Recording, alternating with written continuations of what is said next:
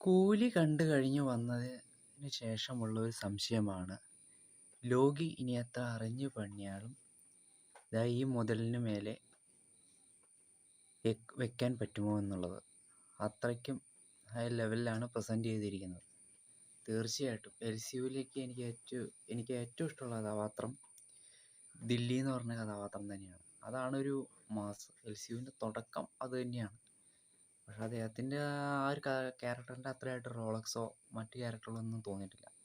കാരണം അവരൊക്കെ മുൻപ് ഈ ദില്ലിയും മറ്റുള്ള കഥാപാത്രങ്ങളൊക്കെ എടുത്തു വെച്ച് നോക്കുകയാണെങ്കിൽ ഇവരൊക്കെ പാരമ്പര്യമായിട്ട് ഈ ഒന്നുകിൽ വിക്രമാണെങ്കിൽ ഭയങ്കര ഇൻവെസ്റ്റിഗേഷൻ ആളാണ്. അപ്പോൾ ആ ഒരു കുറേ പണ്ട് തൊട്ടേ ഉള്ളതാണ്. മറ്റവരൊക്കെയാണെങ്കിൽ തനി ഡ്രഗ്സ് ഡീലുകളൊക്കെ ആയിട്ടാണ്. പിന്നെ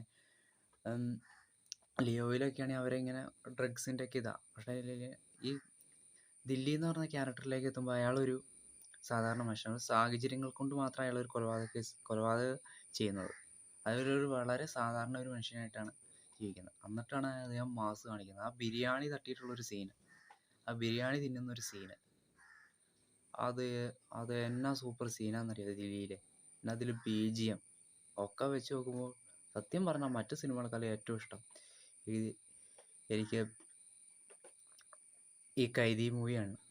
ഞാൻ എൻ്റെ സെക്കൻഡ് പാർട്ട് വെയിറ്റിംഗ് ആണ്. അപ്പോൾ തീർച്ചയായിട്ടും ഏറ്റവും മികച്ച LCU കഥാപാത്രങ്ങളിൽ ഒന്ന് തന്നെയാണ്. ഇതിൻ്റെ മേലെ കടത്തി വെറ്റാൻ എത്ര കൂലിക്കോ അതോ ലിയോയ്ക്കോ റോളക്സിനൊന്നും സാധിച്ചിട്ടില്ല, വിക്രത്തിനും സാധിച്ചിട്ടില്ല. പക്ഷെ ഇതിൻ്റെ ഒരു മാസ് സൂപ്പർ തന്നെയാണ്.